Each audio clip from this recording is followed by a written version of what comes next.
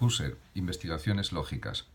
El origen del concepto de ser y de las restantes categorías no reside en la esfera de la percepción interna. Pero esto vale, lo advertimos expresamente, tanto para la esfera de los sentidos externos como para la del sentido interno.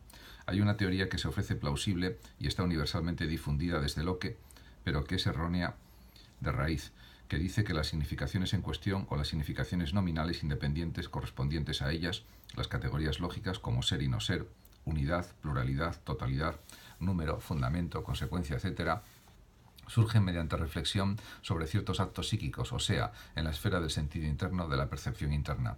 Por este camino nacen sí conceptos como percepción, juicio, afirmación, negación, coleccionar y contar, suponer e inferir, todos los cuales son por tanto conceptos sensibles, es decir, pertenecientes a la esfera del sentido interno, pero nunca los conceptos de la serie anterior, que no pueden en modo alguno considerarse como conceptos de actos psíquicos o de componentes reales de actos psíquicos. El pensamiento, juicio, se cumple en la intuición interna de un juicio actual, pero en esta no se cumple el pensamiento del es. El ser no es un juicio ni un componente real de ningún juicio. Así como el ser no es un componente real de ningún objeto externo, tampoco es un componente real de ningún objeto interno, por ende, tampoco del juicio. En el juicio, el enunciado predicativo figura el es como un momento significativo, como por ejemplo oro y amarillo, solo que en otro puesto y función. El es mismo no figura en él, se halla tan solo significado, esto es mentado significativamente por la palabra es.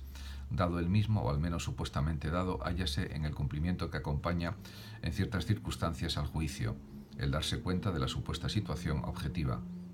Entonces no solo aparece en sí mismo lo mentado en la parte de la significación oro y análogamente amarillo, sino que aparece el oro es amarillo. El juicio y la intuición judicativa se unen en la unidad del juicio evidente.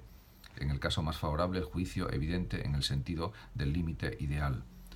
Si se entienden por juzgar no solo las intenciones significativas correspondientes a los enunciados actuales, sino también los eventuales cumplimientos completamente adaptados a ellos, es con seguridad justo que un ser solo es aprehensible en el juzgar. Pero con esto no he dicho en modo alguno que el concepto del ser haya de adquirirse ni pueda adquirirse nunca en la reflexión sobre ciertos juicios. Reflexión es, por otra parte, una palabra bastante vaga.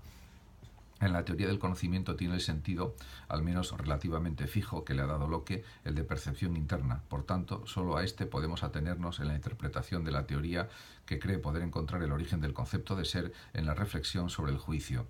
Negamos, pues, semejante origen. El ser relacionante que expresa la predicación, por ejemplo, con las palabras es, son, etc., no es algo independiente. Si los desarrollamos hasta darle la forma de lo plenamente concreto, surge la correspondiente situación objetiva, el correlato objetivo del juicio pleno. Podemos decir, pues, la misma relación que el objeto sensible mantiene con la percepción sensible, mantiene la situación objetiva con el acto de darnos cuenta, acto que la pone de un modo más o menos adecuado. Nos sentimos impulsados a decir simplemente esa misma relación mantiene la situación objetiva con la percepción de la situación objetiva. Pues bien, así como el concepto de objeto sensible real no puede surgir mediante reflexión sobre la percepción, porque lo que resultaría sería el concepto de percepción o el de cualquiera componentes reales de las percepciones, tampoco el concepto de situación objetiva puede surgir de la reflexión sobre los juicios, porque por este medio solo podríamos obtener el concepto de juicio o de componente real de un juicio. Es natural que allí hayan de vivirse percepciones, aquí juicios o intuiciones judicativas, percepciones de situaciones objetivas para que tenga lugar la abstracción correspondiente. Ser vivido no es un ser objetivo, pero la reflexión quiere decir que aquello sobre que reflexionamos, la vivencia fenomenológica, se torna objetiva para nosotros, es percibida internamente por nosotros y que las determinaciones que deben ser generalizadas proceden realmente de ese contenido objetivo. El origen de los conceptos de situación objetiva y de ser, en el sentido de la cópula, no está verdaderamente en la reflexión sobre los juicios, o más bien sobre los cumplimientos de los juicios, sino en los cumplimientos mismos de los juicios. El fundamento de la abstracción, por medio de la cual realizamos dichos conceptos, no se encuentra en estos casos tomados como objetos, sino en los objetos de estos actos. Y naturalmente también las modificaciones conformes de estos actos nos proporcionan un buen fundamento. Es notorio, desde luego, que así como otro concepto cualquiera, una idea, una unidad específica, solo puede surgir, esto es, sernos dado el mismo sobre la base de un acto que ponga delante de nuestros ojos, al menos imaginativamente, alguna individualidad correspondiente a dicho concepto, así también el concepto del ser solo puede surgir cuando se nos pone delante de los ojos real o imaginativamente algún ser.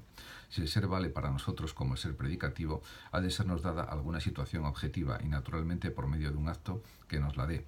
acto que es análogo a la intuición sensible en sentido vulgar. Lo mismo puede decirse de todas las formas categoriales o para todas las categorías. Un conjunto, por ejemplo, es dado y solo puede ser dado en un acto de coleccionar actual, o sea, en un acto que se expresa en la forma de la unión conjuntiva A y B y C.